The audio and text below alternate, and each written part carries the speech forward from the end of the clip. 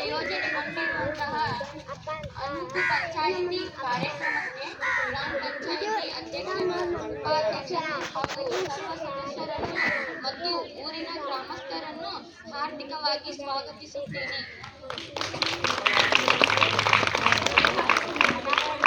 ಗ್ರಾಮ ಪಂಚಾಯಿತಿಯ ಹಿರಿಯಟ್ಟಿ ಮುಂಗಡ ಪತ್ರ ಹೊರಗಿ ಪಂಚಾಯಿತಿ ಅಭಿವೃದ್ಧಿ ಅಧಿಕಾರಿಗಳು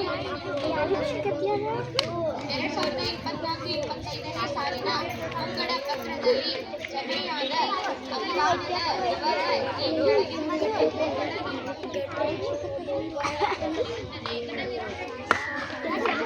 ಕುಡಿಯುವ ನೀರಿನ ಶುದ್ಧೀಕರಣ ಘಟಕದ ವೆಚ್ಚ 2 ಲಕ್ಷ ರೂಪಾಯಿಗಳು, ಚರಂಡಿ ನಿರ್ಮಾಣ ಕಾರ್ಯ 10 ಲಕ್ಷ ರೂಪಾಯಿಗಳು, ಗ್ರಾಮದ ರಸ್ತೆಗಳ ಕಿರಿದಾದ ಸೇತುವೆ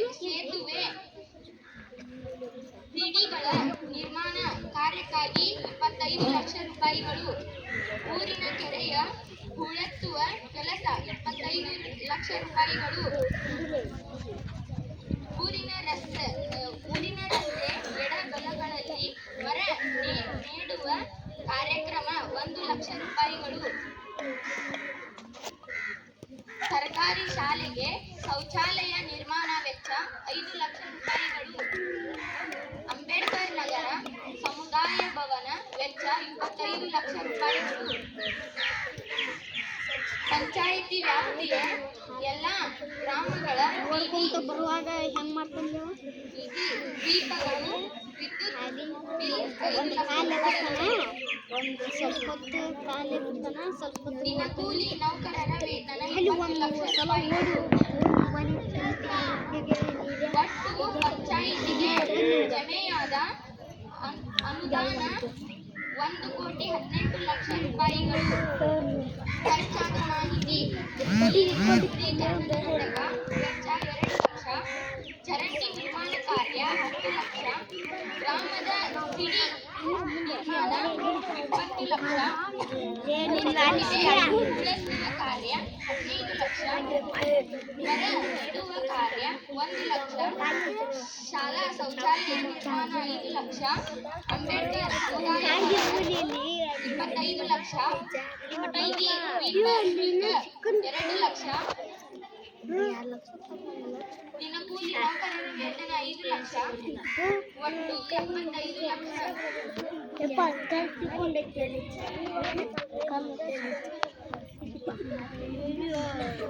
ಈಗ ಗ್ರಾಮ ಪಂಚಾಯಿತಿಯಲ್ಲಿ PDO ಅಧಿಕಾರಿಗಳು ಇರ್ತಾರಲ್ಲ, ಆ PDO ಅಧಿಕಾರಿಯ ಪಾತ್ರದಲ್ಲಿ ನಮ್ಮ 7ನೇ ವರ್ಗದ ವಿದ್ಯಾರ್ಥಿನಿ ರುಕ್ಮಿಣಿ ಕನಕಣ್ಣವರು ಪಾತ್ರವನ್ನು ನಿರ್ವಹಿಸ್ತಾ ಇದ್ದಾರೆ. ಅಂದರೆ ಒಂದು ಪಂಚಾಯಿತಿಗೆ ಸರ್ಕಾರದಿಂದ ಬರ್ತಕ್ಕಂಥ ಅನುದಾನವನ್ನು, ಅದರ ವರದಿಯನ್ನು ಮುಂಗಡ ಪತ್ರ ಅಂಥೇಳಿ ತಯಾರಿಸುವಂಥ ಕಾರ್ಯ PDO ಅವರು ಮಾಡ್ತಾರೆ. ಆ ಅನುದಾನವನ್ನು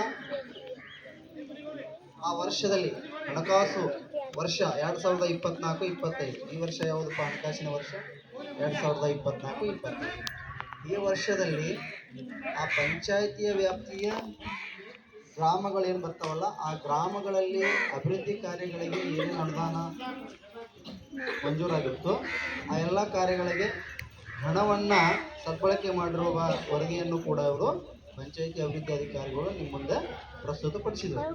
ಈಗ ಇದು ಮಾದರಿ ಗ್ರಾಮ ಸಭೆ. ಈ ಗ್ರಾಮ ಸಭೆಯಲ್ಲಿ ನೀವು ಗ್ರಾಮದಲ್ಲಿ ಆಗಿರುವಂತಹ ಕೆಲಸಗಳ ಬಗ್ಗೆ ಪ್ರಶ್ನೆಗಳನ್ನು ಕೇಳಬೇಕಾಗುತ್ತೆ.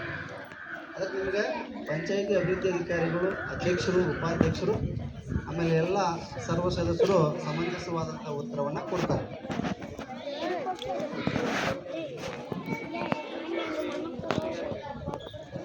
ಪ್ರಶ್ನೆ ಯಾರು ಕೇಳ್ತಾರೆ?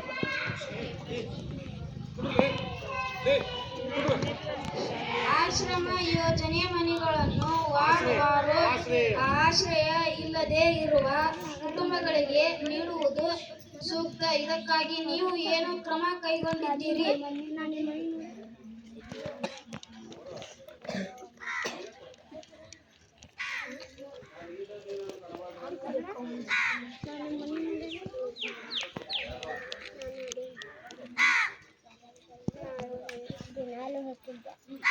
ಆಶ್ರಯ ಯೋಜನೆಯನ್ನು ನಮ್ಮ ಗ್ರಾಮದಲ್ಲಿರುವ ಬಡ ಕುಟುಂಬಗಳಿಗೆ ನಾವು ಆಶ್ರಯ ಯೋಜನೆಯನ್ನು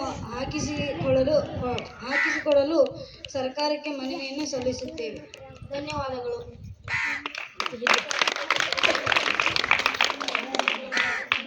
ಕಿರು ಸೇತುವೆ ನಿರ್ಮಿಸಿದಲ್ಲಿ ಆ ಎಲ್ಲ ಸಿಡಿಗಳು ಭಾರವಾದ ಗಾಡಿ ಹತ್ತಿ ಬಿದ್ದು ಹೋಗಿವೆ. ಇದರಿಂದ ಸಾರ್ವಜನಿಕರಿಗೆ ರಸ್ತೆ ಮಾರ್ಗದಲ್ಲಿ ತೊಂದರೆ ಅನುಭವಿಸುತ್ತಿದ್ದಾರೆ. ಇದಕ್ಕೆ ಪರಿಹಾರವೇನು? ನಾವು ಕಾಂಟ್ರಾಕ್ಟರ್ಗಳಿಗೆ ಕೆಲಸವನ್ನು ನೀಡಿದ್ದರಿಂದ ಅವರು ಕಳಪೆ ಮಣ್ಣು, ಕಳಪೆ ಉಸುಗು, ಕಳಪೆ ಕಲ್ಲು ಹಾಕಿ ಕಾಮಗಾರಿಯನ್ನು ಕಟ್ಟಿದ್ದರಿಂದ ಅದು ಹಾಳಾಗಿ ಬಿದ್ದಿದ್ದರಿಂದ ಅವರ ಮೇಲೆ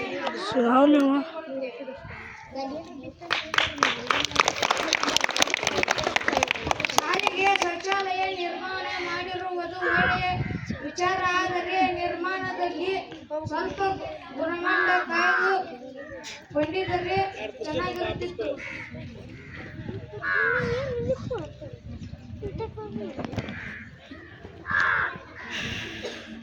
ಶೌಚಾಲಯವನ್ನು ಕಾಂಟ್ರಾಕ್ಟ್ಗಳಿಗೆ ಕೊಟ್ಟಿದ್ದು ನಾವು.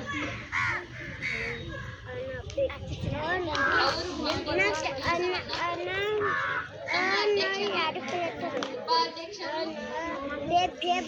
ಎಲ್ಲ ಸದಸ್ಯರನ್ನ ಕರೆದುಕೊಂಡು ಹೋಗಿ ಗುಣಮಟ್ಟ ಪರಿಶೀಲಿಸಿ ಮತ್ತೊಮ್ಮೆ ಕೆಲಸವನ್ನ ಸರಿಮಾಡಿಸಿಕೊಳ್ಳುತ್ತೇವೆ.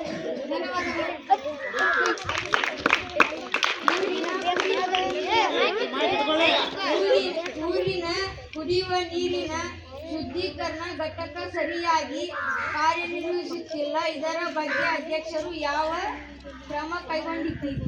ನಮ್ಮ ಊರಿನಲ್ಲಿ 2 ಕುಡಿಯುವ ನೀರಿನ ಘಟಕಗಳಿದೆ. ಒಂದು ಚೆನ್ನಾಗಿ ಕೆಲಸ ಮಾಡುತ್ತಿದೆ, ಇನ್ನೊಂದು ಚೆನ್ನಾಗಿ ಕೆಲಸ ಮಾಡುತ್ತಿಲ್ಲ. ನಮ್ಮ PDO ಮೇಡಮರು ನಮ್ಮ ಗಮನಕ್ಕೆ ತಂದಿದ್ದಾರೆ. ಆದ್ದರಿಂದ 2 ದಿನಗಳ ನಂತರ ನಿಮ್ಮ ಓಣಿಗಳಲ್ಲಿ ಕುಡಿ ನೀರಿನ ವ್ಯವಸ್ಥೆ ಮಾಡುತ್ತೇವೆ. ಧನ್ಯವಾದಗಳು. ನಮ್ಮ ಶಾಲೆ 100 ವರ್ಷಕ್ಕಿಂತ ಹಳೆಯದಾಗಿದೆ. ಮಕ್ಕಳ ಮೇಲೆ ಕುಸಿದು ಬಿದ್ದರೆ ಏನಾಗುತ್ತದೆ? ಏನಾಗುವುದು?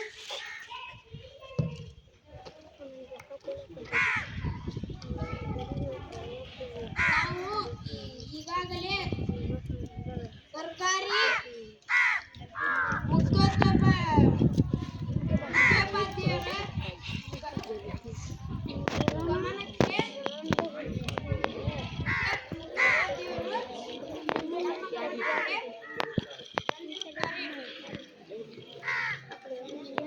ಈ ವಿಷಯವನ್ನು ನಾವೆಲ್ಲರೂ ಅಧ್ಯಕ್ಷರು, ಅಧಿಕಾರಿಗಳು, ಮೆಂಬರ್ಗಳು ಸೇರಿಕೊಂಡು ಜಿಲ್ಲಾಧಿಕಾರಿಯವರಿಗೆ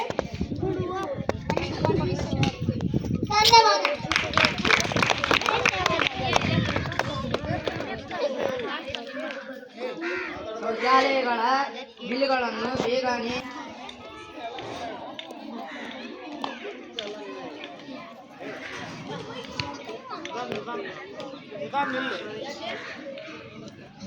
ಸರ್ಕಾರದಿಂದ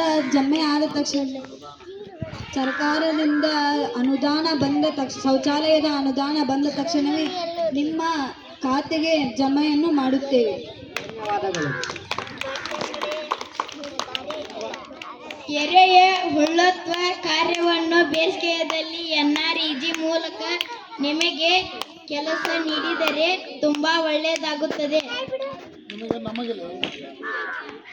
ಮಹಾತ್ಮ ಗಾಂಧಿ ರಾಷ್ಟ್ರೀಯ ಉದ್ಯೋಗ ಖಾತ್ರಿ ಯೋಜನೆ ಅಡಿಯಲ್ಲಿ ಕೆರೆಯ ಹೂಳೆತ್ತುವ ಕಾರ್ಯಕ್ರಮವನ್ನು ಬೇಸಿಗೆಯಲ್ಲಿ ಕೈಗೊಳ್ಳುತ್ತೇವೆ ಎಂದು ತಮಗೆ ಭರವಸೆ ಕೊಡುತ್ತೇವೆ. ವಿದ್ಯುತ್ ಬಿಲ್ ಪಾವತಿಸುವುದನ್ನು ಸರಿ, ಆದರೆ ನಮ್ಮ ವಠಾರಗಳಲ್ಲಿ 15 ದಿನಗಳಿಂದ ಬೀದಿ ದೀಪಗಳು ಹತ್ತಿರುವುದಿಲ್ಲ. ಇದಕ್ಕೆ ಪಂಚಾಯಿತಿ ಸದಸ್ಯರು ಗಮನಿಸಿ ಸೂಕ್ತವಲ್ಲವೇ?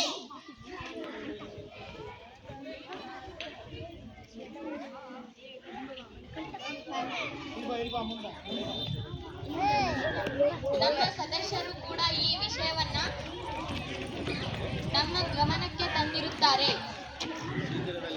ಈ ಶೀಘ್ರದಲ್ಲಿಯೇ ಸಣ್ಣ ಮಕ್ಕಳು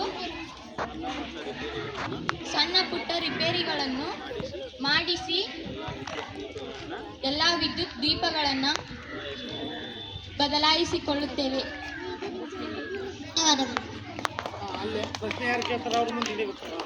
ಅಂಬೇಡ್ಕರ್ ಭವನ ನಿರ್ಮಿಸುವುದು ಬಹಳ ಒಳ್ಳೆಯ ವಿಚಾರ.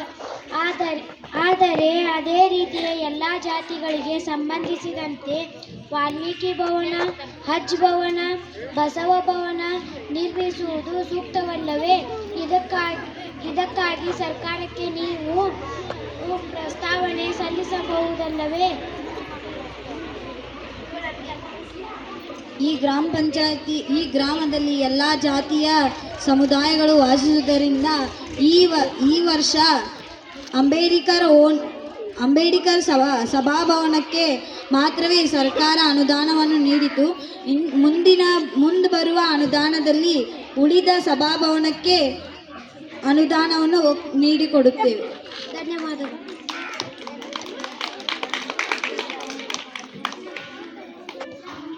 ರಸ್ತೆಯ ಅಕ್ಕಪಕ್ಕದಲ್ಲಿ ನೆಟ್ಟ ಮರಗಳು ಎಲ್ಲಿ ಒಂದು ಗಿಡಗಳು ಕಾಣಿಸುತ್ತಿಲ್ಲ. ಇದಕ್ಕಾಗಿ ನೀವು ಏನು ಕ್ರಮ ಕೈಗೊಂಡಿರುವುದು? ವಿಶ್ವ ಪರಿಸರ ಜನವರಿ 5ರಂದು ಸರ್ಕಾರ ಸಸಿ ನಡೆಯುವ ಕಾರ್ಯಕ್ರಮವನ್ನು ಹಮ್ಮಿಕೊಂಡಿತ್ತು. ಆದ್ದರಿಂದ ಬೀದಿಯ ಅಕ್ಕಪಕ್ಕದಲ್ಲಿ ಸಸಿಗಳನ್ನು ನೆಟ್ಟಿದ್ದರಿಂದ ಅದಕ್ಕೆ ಸರಿಯಾದ ರಕ್ಷಣೆ ಕೊಡದ ಕಾರಣ ನಮ್ಮ ಗ್ರಾಮದ ದನಕರುಗಳು ತಿಂದು ನಾಶ ಮಾಡಿದ್ದಾವೆ. ಧನ್ಯವಾದಗಳು.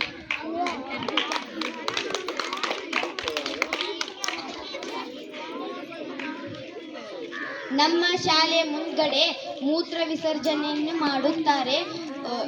ಎಲ್ಲರೂ ಮಕ್ಕಳು ಹೋಗುತ್ತಾ ಬರುತ್ತಾ ತುಳ್ಕೊಂತ ಅಡ್ಡಾಡ್ತಾರ. ಅದನ್ನ ಒಂದು ಪರಿಹಾರ. ಹೌದು, ಇದು ನಮ್ಮ ಗಮನಕ್ಕೆ ಬಂದಿದೆ. ಮೂತ್ರ ವಿಸರ್ಜನೆ ಮಾಡುವುದು ತಪ್ಪು, ಆದರೆ ವೈಯಕ್ತಿಕವಾಗಿ. ಆದರೆ ಸರ್ಕಾರವು ಜನರಲ್ಲಿ ಜಾಗೃತಿ ಕಾರ್ಯಕ್ರಮಗಳನ್ನು ಹಮ್ಮಿಕೊಂಡು ಜನರಿಗೆ ತಿಳುವಳಿಕೆ ಮೂಡಿಸುತ್ತೇವೆ. ಧನ್ಯವಾದಗಳು.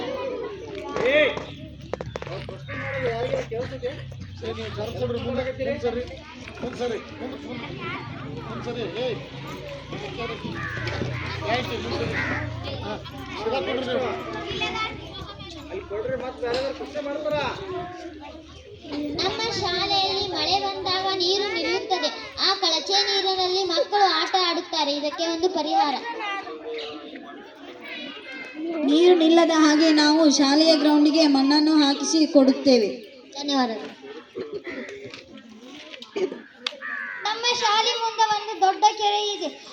ಅದರಲ್ಲಿ ನೀರು ಕುಡಿಯಲು ಹೋದ ಒಂದು ಮಗು ಬಿದ್ದು ಸತ್ತಿದೆ. ಅದಕ್ಕೆ ಒಂದು ಪರಿಹಾರ ಕೊಡಿ.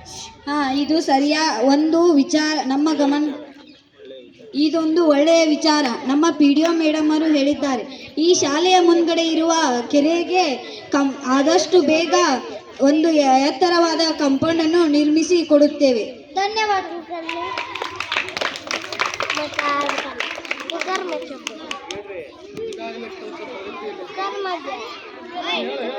ಈಗಾಗಲೇ ಕೆಲಸ ಪ್ರಗತಿಯಲ್ಲಿದ್ದು ಶೀಘ್ರದಲ್ಲಿಯೇ ತಂತಿ ಬೇಲಿಯನ್ನು ಹಾಕಿಸಿಕೊಡುತ್ತೇವೆ.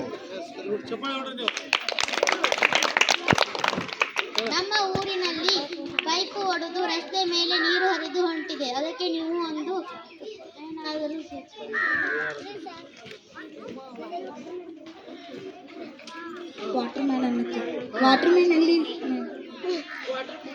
ವಾಟರ್ ಮ್ಯಾನ್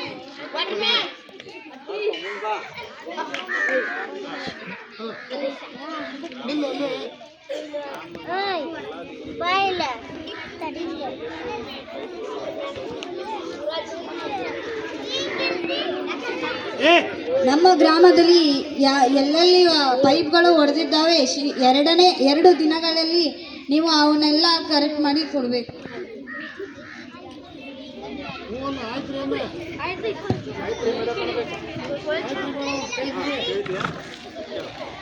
ನಮ್ಮ ಊರಿನಲ್ಲಿ ಮಳೆ ಬಂದಾಗ ಕೊಳಚೆ ಬಾವಿಗಳು ತುಂಬಿ ರೋಡಿನ ಮೇಲೆ ನೀರು ಬರುತ್ತದೆ. ಹಾಗಾಗಿ ನಮಗೆ ನಡೆದಾಡಲು ಬಹಳ ಕಷ್ಟವಾಗುತ್ತದೆ. ಚರಂಡಿ ವ್ಯವಸ್ಥೆ ಮಾಡಿಕೊಡುತ್ತೇವೆ. ಧನ್ಯವಾದಗಳು.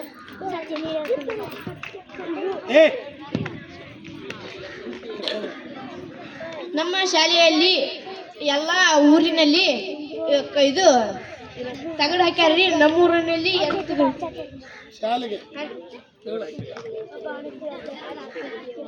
ನಮ್ಮೂರು ಶಾಲೆಗೆ ನಮ್ಮೂರು ಶಾಲೆಗೆ ಇಲ್ಲಿ ತಗಡು ಹಾಕಿವ್ರಿ. ಎಲ್ಲ ಊರಲ್ಲಿ ಎಲ್ಲ ಶಾಲೆಯಲ್ಲಿ ತಗಡು ಹಾಕ್ಯಾರ್ರಿ. ಪರಿಹಾರ ಈ ವಿಷಯ ನಮ್ಮ ಗಮನಕ್ಕೆ ಬಂದಿದ್ದು ಶೀಘ್ರದಲ್ಲಿಯೇ ಸರ್ಕಾರಕ್ಕೆ ವರದಿ ಮೂಲಕ ಮನವಿ ಮಾಡಿಕೊಳ್ಳುತ್ತೇವೆ. ಧನ್ಯವಾದಗಳು.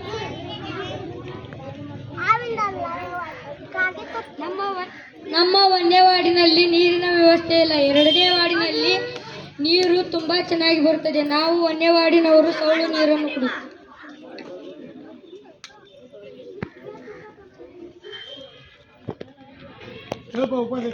ಈ ವರ್ಷ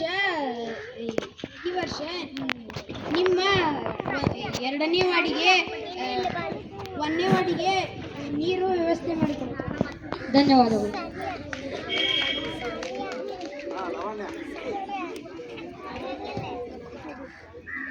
ನಮ್ಮ ಊರಿನಲ್ಲಿ ದೊಡ್ಡ ಅಣ್ಣಗಳು ಬಂದರೆ ಹಂಚುಗಳನ್ನು ಒಡೆದು ಹಾಕುತ್ತಾರೆ. ನಮ್ಮೂರ ಶಾಲೆಯಲ್ಲಿ ಅಣ್ಣಗಳು ಬಂದರೆ ಕಬಡ್ಡಿ ಆಡಲು ಬಾಲ್ ಆಡಲು ಬಂದರೆ ಹಂಚುಗಳನ್ನು ಒಡೆದು ಹಾಕುತ್ತಾರೆ. ಇದಕ್ಕೆ ಒಂದು ಪರಿಹಾರ ಕೊಡಿ.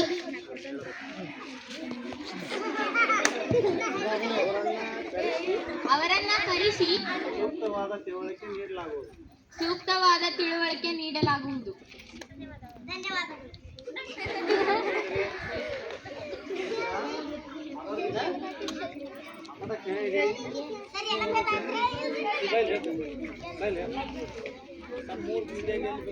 ಮಳೆ ಬಂದಾಗ ನಮ್ಮ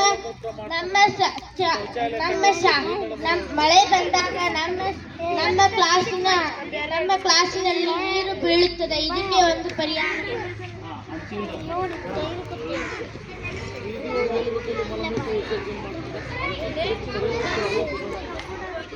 ಅತಿ ಶೀಘ್ರದಲ್ಲಿಯೇ ನಿಮ್ಮ ಶಾಲೆಗಳಿಗೆ ನಾವು ತಗಡನ್ನು ಹಾಕಿಸಿ ಕೊಡುತ್ತೇವೆ. ಮಳೆ ಹೆಚ್ಚಾಗಿ ಬಂದಾಗ ನಮ್ಮ ಶಾಲೆಯ ರೋಡ್ನಲ್ಲಿ ತುಂಬಾ ನೀರು ನಿಲ್ಲುತ್ತದೆ.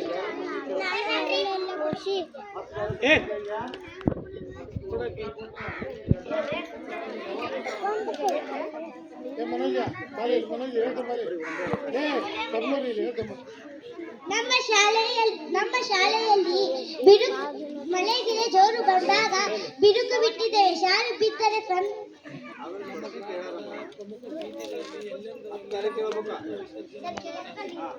ನಮ್ಮ ಊರಿನಲ್ಲಿ ರಸ್ತೆ ಸಮಸ್ಯೆ ತುಂಬಾ ಇದೆ. ಇದಕ್ಕೆ ಒಂದು ಪರಿಹಾರ ಕೊಡಿ. ಆದಷ್ಟು ಬೇಗ ನಾವು ರಸ್ತೆಗಳನ್ನು ಸರಿ ಮಾಡಿಕೊಡುತ್ತೇವೆ. ಧನ್ಯವಾದಗಳು.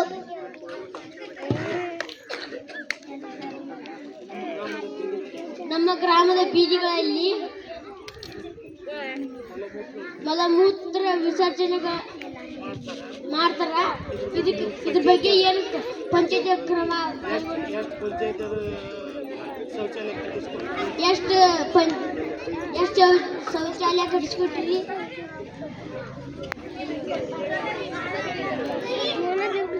ನಮ್ಮ ಗ್ರಾಮದಲ್ಲಿ ಪ್ರತಿಯೊಂದು ಮನೆಗೆ ಉಚಿತ ಶೌಚಾಲಯವನ್ನು ಕಟ್ಟಿಸಿಕೊಟ್ಟಿದ್ದೇವೆ.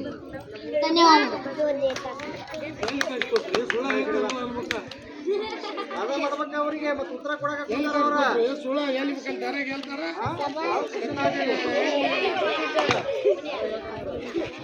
ತರಾಟಿಗೆ ತಗೋಬೇಕವ್ರ. ನಮ್ಮ ರಸ್ತೆಯ ಬೀದಿ ದೀಪಗಳು ಹಾಳಾಗಿವೆ, ಇದಕ್ಕೆ ಒಂದು ಪರಿಹಾರ.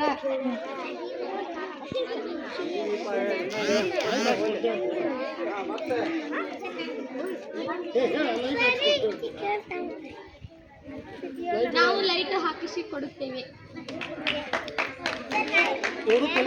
ಬೇಡ ಮತ್ತಾರು ಕೇಳ್ತೀವಿ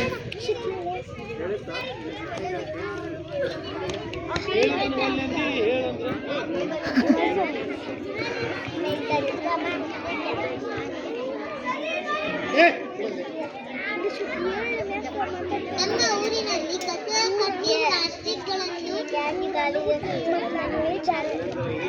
ಎಲ್ಲೆಂದರಲ್ಲಿ ಎಸೆಯುತ್ತಾರೆ. ಹಾಗಾಗಿ ಇದಕ್ಕೊಂದು ಪರಿಹಾರ ಕೊಡಿ.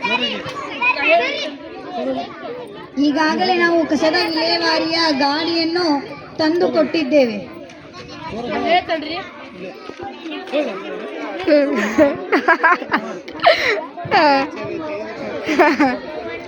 ನಮ್ಮ ಊರಿನಲ್ಲಿ ಹಂದಿಯ ಕಾಟ ಹೆಚ್ಚಾಗಿದೆ, ಇದಕ್ಕೇನು ಕ್ರಮ? ನಮ್ಮ ಊರಿನಲ್ಲಿ ಹಂದಿ ಹೆಚ್ಚಾಗುತ್ತಿದೆ, ಅದಕ್ಕೇನೊಂದು ಕ್ರಮ?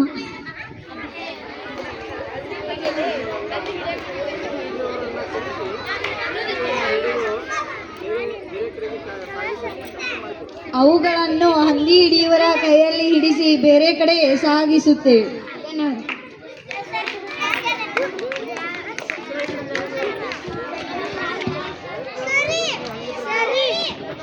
ನಮ್ಮ ಶಾಲೆಯಲ್ಲಿ ರೆಸ್ಟ್ ರೂಮ್ ಮೇಲೆ ಮುಳ್ಳುಗಳಿವೆ, ಅವನ್ನು ಸ್ವಚ್ಛ ಮಾಡಲು ಏನಾದರೂ ಒಂದು ಪರಿಹಾರ ಕೊಡಿ.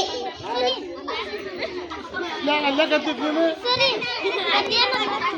ನಿಮ್ಮ ಮುಖ್ಯೋಪಾಧ್ಯಾಯರಿಗೆ ಅವುಗಳನ್ನು ಸ್ವಚ್ಛಗೊಳಿಸುವಂತೆ ನಾವು ನಿಮ್ಮ ಮುಖ್ಯೋಪಾಧ್ಯಾಯರಿಗೆ ಹಲೋ ಸ್ವಚ್ಛ ಮಾಡಲು ಸೈಲೆಂಟ್ ಆಗಿ ಕೊಡ್ರಿ. ಸೂಚಿಸುತ್ತೇವೆ. ಏನು ಪ್ರಶ್ನೆ ಕೇಳಾಕತ್ತಾರ ಅವರು? ಪಂಚಾಯತಿ ಒಳಗೆ ಏನು ನಿಜವಾಗ್ಲೂ ನಡೀತೈತಿ ಅದೇ ಇಲ್ಲಿ ನಡೆದಿರೋದು. ಹೆಂಗ್ ನಡೀತೈತಿ ಪಂಚಾಯತಿ ಅನ್ನೋದು ಗೊತ್ತಾಗಬೇಕು ಬೇಡ. 6ನೇ ತರ ಮೂಕ ವಿಸ್ಮಿತರಾಗಿ ಆಶ್ಚರ್ಯಚಕಿತರಾಗಿ ಕುತ್ಕೊಂಡ್ಬಿಟ್ರ. ಒಂದು ಪ್ರಶ್ನೆ ಏನ್ರ ಕೇಳ್ಬೇಕ, ಗಲಾಟೆ ಮಾಡಕ್ ಹೇಳ್ರಿ, ಹೇಳ್ತಾರ. ಜನ ಊಟ ಮಾಡಿ ಇಲ್ಲ ಸೊರ್ಗಿ ಇಲ್ಲ.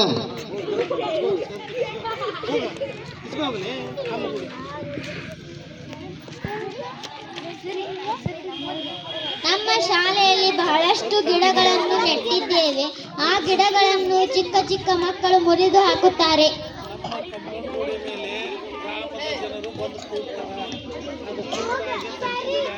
ಇದರ ಪ್ರಯುಕ್ತ ನಿಮ್ಮ ಶಾಲಾ ಶಿಕ್ಷಕರಿಗೆ ಮನವಿಯನ್ನು ಮುಟ್ಟಿಸುತ್ತೇವೆ. ಹೋಗಲಿ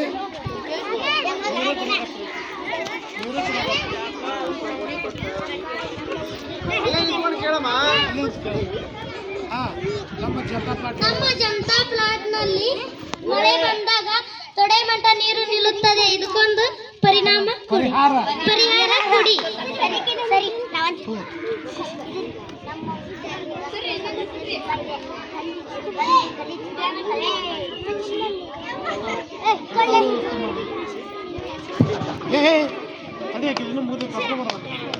ನಾವು ನಿಮ್ಮ ವಾರ್ಡಿನಲ್ಲಿ ಅತಿ ಎತ್ತರವಾಗಿ ರೋಡನ್ನು ಮಾಡಿಸಿ ಚರಂಡಿ ನೀರು ಹೋಗಲು ಕಾಲುವೆಗಳನ್ನು ಮಾಡಿಸಿಕೊಡುತ್ತೇವೆ. ಧನ್ಯವಾದಗಳು.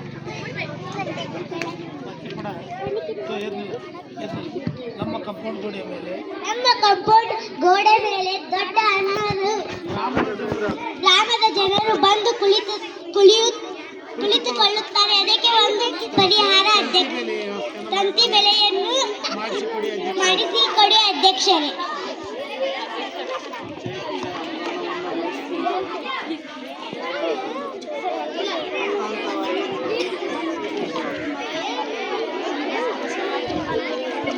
ಸರ್ಕಾರದ ಅನುದಾನದ ಮೂಲಕ ಆದಷ್ಟು ಬೇಗ ನಿಮ್ಮ ಹಂತವಾಗಿ ನಿಮ್ಮ ಪರಿಹಾರವನ್ನು ಮಾಡಿಕೊಡುತ್ತೇವೆ. ಧನ್ಯವಾದಗಳು. ನಮ್ಮ ಪ್ರೌಢಶಾಲೆಗೆ ಶೌಚಾಲಯ ಇಲ್ಲ, ಯಾವಾಗ ಕಟ್ಟಿಸಿಕೊಳ್ಳುತ್ತೀರಿ ಅಧ್ಯಕ್ಷರೇ? ಆದಷ್ಟು ಬೇಗ ನಾವು ಜಿಲ್ಲಾ ಪಂಚಾಯಿತಿಗೆ ಮನವಿಯನ್ನು ನೀಡಿದ್ದೇವೆ. 2 ದಿನಗಳ ನಂತರ ನಿಮಗೆ ಶೌಚಾಲಯವನ್ನು ಕಟ್ಟಿಸಿಕೊಡುತ್ತೇವೆ.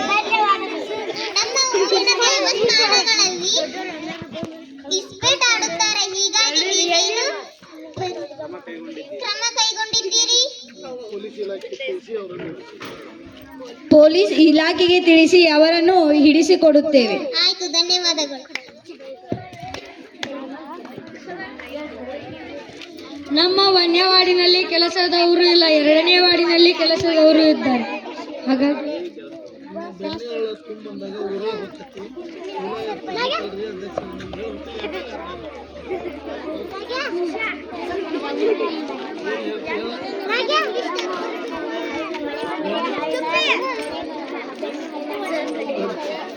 ಕಸ ಗೂಡಿಸುವಂತಹ ಕೆಲಸಗಾರರಿಗೆ ಆದಷ್ಟು ಬೇಗ ಎಲ್ಲ ವಾರ್ಡ್ಗಳಿಗೆ ಹೋಗಿ ಕೆಲಸವನ್ನು ಮಾಡಲು ಹೇಳುತ್ತೇವೆ.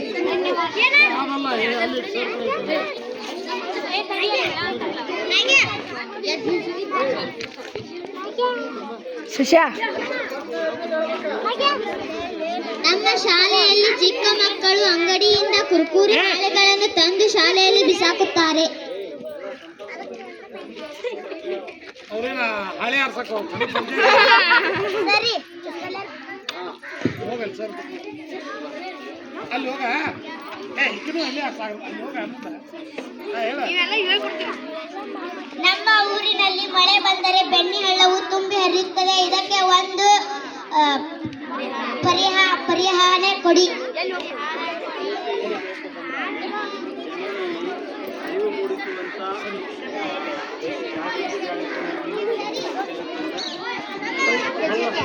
ಹಳ್ಳದ ಹೂಳನ್ನು ತೆಗೆಸುತ್ತೇವೆ.